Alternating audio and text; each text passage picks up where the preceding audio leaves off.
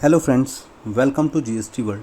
आज हम करेंगे बहुत ही इम्पोर्टेंट टॉपिक पर बात। वो है क्लॉज 44 और फॉर्म 3CD टैक्स ऑडिट के लिए कि हमें जीएसटी के एक्सपेंसेस और जो जीएसटी के एक्सपेंसेस नहीं हैं उन्हें शो कैसे करना है क्लॉज 44 में। बहुत ही इम्पोर्टेंट है बिकॉज अभी अभी इंट्रोड्यूस हुआ है इसी ईयर। जो भी 31 मार्च 2022 के बाद टैक्स ऑडिट होगा वहाँ पर फॉर्म 3CD में क्लॉज 44 होगा ही होगा और आपको ये फिल करना कंपलसरी है। यस, कंपलसरी है रिपोर्टिंग। तो हम बात करते हैं अब इसी के बारे में। देखिए, सबसे पहले मैं आपको एक इमेज दिखा देता हूँ उसकी कि कैसा है ये क्लॉज 44।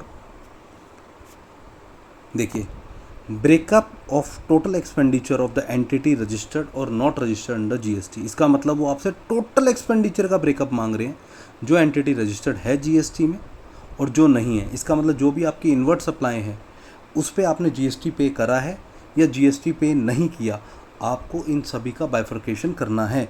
आप देखेंगे टोटल मिला के 7 कॉलम है, नीचे दिए हुए कॉलम नंबर 1 2 3 4 5 6 7। 1 सीरियल नंबर है, सेकंड नंबर पे है total amount of expenditure incurred during the year. आखिर खर्चा कितना हुआ आपका एक्सपेंडिचर। ये expenditure in my opinion capital भी है और रिवेन्यू भी है। ये मेरी ओपिनियन है कि मुझे लगता है यहाँ पे कैपिटल एक्सपेंडिचर भी आना चाहिए और रिवेन्यू एक्सपेंडिचर भी आना चाहिए। फिर उसके बाद कॉलम नंबर 3 4 5 6 और टॉप पे आप हेडिंग देखेंगे तो लिखा है expenditure in respect of entity registered under GST. इसका मतलब आपने इनवर्ट सप्लाई ली और उस एंटिटी से ली, उस पर्सन से ली जो जीएसटी में रजिस्टर्ड है।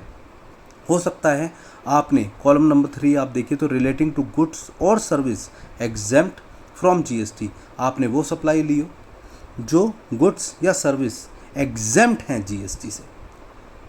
कॉलम नंबर 4 में relating to entity falling under composition scheme, जो एंटिटी कॉम्पोजिशन स्कीम में फॉल करती है आपने उससे गुड्स या उससे सर्विस ली हो, ऐसा भी हो सकता है। तो उसकी एंटिटी कॉलम नंबर 4 में नीचे टोटल एक्सपेंसेस में होगी। और ध्यान रखिएगा, देखिए वो आपको इन्वॉइस नहीं देंगे कॉम्पोजिशन स्कीम वाले, क्योंकि वो जीएसटी तो चार्ज करते नहीं हैं, तो वो आपको देंगे बिल ऑफ सप्लाई। ऐसे ही कॉलम नंबर 5 में relating to other registered entity, अगर इन दोनों के अलावा, देखिए एग्जाम्प्ट सप्लाई अब हम डिस्कस कर लेंगे क्या होती है, और सेकंड में कॉम्पोजिशन स्कीम के बारे में हो गया। उसके बाद 5th कॉलम में हो गया relating to other registered entity. For example आपके सीए ने ऑडिट किया, उसके बाद सीए ने जब ऑडिट किया तो सीए फर्म बिल तो बनाएगी। जब सीए फर्म बिल बनाएगी तो जीएसटी इंक्लूड करेगी उसके अंदर, because most of the CA firm having a turnover more than 20 lakh और रजिस्टर्ड होती हैं, तो वो जीएसटी चार्ज करेंगे आपसे। जब जीएसटी चार्ज करेंगे तो उसकी रिपोर्टिंग कॉलम नंबर 5 में होगी। लास्ट में total payment made to registered entity, जो भी पेमेंट करी है कॉलम नंबर 6 में आपने रजिस्टर्ड एंटिटी को, चाहे वो कॉलम नंबर 3 में, कॉलम नंबर 4 में और कॉलम नंबर 5 में, तीनों को ऐड करके यहाँ लिखते ना आप। फिर उसके बाद expenditure relating to entity not registered under GST. ऐसा भी हो सकता है कि कोई एंटिटी ये हो जो आपने सर्विस लिया, गुड्स लिया, पर वो सामने वाला पर्सन जीएसटी में रजिस्टर्ड ही नहीं है। Let us take the example, आप टूर पे गए बट हुआ क्या, वहाँ पर आपकी कार में भी कोई इशू आ गया और आपको वहाँ पर रिपेयर और मेंटेनेंस पे 4000 रुपीज़ का एक्सपेंसेस करना पड़ गया या 5000 रुपीज़ का एक्सपेंसेस करना पड़ गया। वो जो रोड साइड पीपल होते हैं वो जनरली जीएसटी नहीं लेते हैं, तो नॉर्मली गैराज के अंदर 4-5 हज़ार अगर आपका लग गया, आपने बिजनेस के ही एक्सपेंसेस पे करे हैं, आपकी रिपोर्टिंग होगी कॉलम नंबर 7 में। पर क्योंकि उनके पास जीएसटी रजिस्ट्रेशन नहीं था, आपको एक नॉर्मल बिल मिला हुआ है, तो वो कॉलम नंबर 7 में ऐसे ही एज इट इज़ 4000 या 5000 के एक्सपेंसेस आ जाएंगे। अब हम बात करते हैं कॉलम नंबर 3 की, जहां मैंने बोला था आपको रिलेटिंग टू गुड्स और services exempt from GST.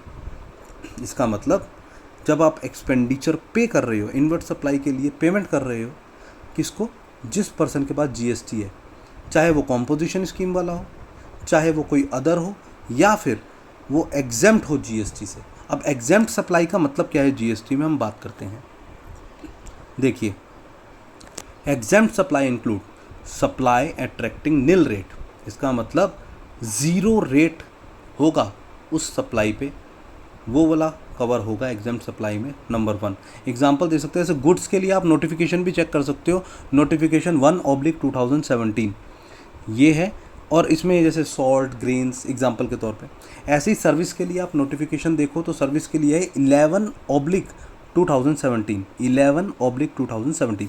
Point number 2 में आप देखो exempt supply by notification.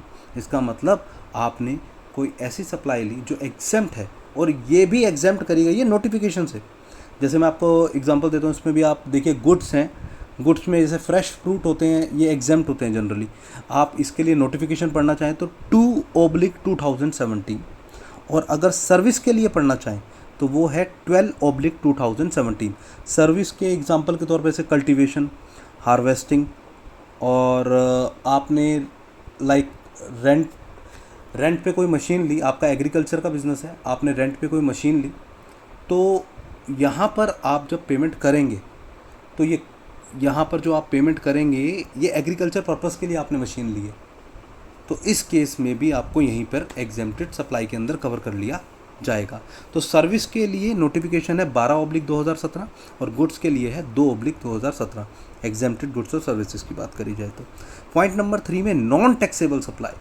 Non taxable supply में क्या आता है? We all know alcoholic liquor for human consumption और 5 petroleum product, petrol, diesel, aviation, turbine fuel, crude petroleum और नेचुरल गैस, ये चीज़ें कवर होती हैं आपकी नॉन टैक्सेबल सप्लाई में। तो आई होप आपको पॉइंट नंबर 3 का कॉलम ये जो है यहाँ पर रिलेटिंग टू गुड्स और सर्विस एग्जाम्प्ट फ्रॉम जीएसटी, ये कवर हो गया होगा। तीनों चीज़ें यहाँ पे आ गई हैं आपकी कि एग्जाम्प्ट सप्लाई में क्या क्या आता है।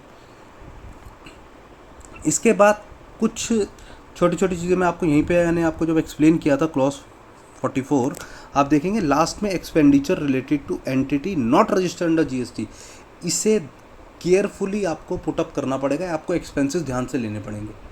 अब एक इशू आता है कि सर हम तो सैलरी भी पेमेंट करते हैं, अब जो हमें बंदा वहाँ पे सर्विस दे रहा है तो क्या हम उसके खर्चे यहाँ डालेंगे? No, answer is no, because section 7 और शेड्यूल 3 आप वहाँ पे पढ़ेंगे तो शेड्यूल 3 में सैलरी को जीएसटी का पार्ट माना ही नहीं गया, जीएसटी में वो सप्लाई मानी ही नहीं गई, और जब जीएसटी में सप्लाई मानी ही नहीं गई तो क्लॉज 44 में रिपोर्टिंग होगी ही नहीं। तो ये एक क्रक्स था आपको क्लॉज 44 का। आई होप कि मैंने कोशिश करी है कि मैं सब कुछ कवर कर पाऊँ। और यहाँ पे Q&A में एक बनाया हुआ था क्वेश्चन एंड आंसर की, लोगों का बार बार यही क्वेश्चन आता है कि सैलरी कवर होगी, salary is not part of GST, इसलिए क्लॉज 44 में रिपोर्टिंग होने का क्वेश्चन ही नहीं है।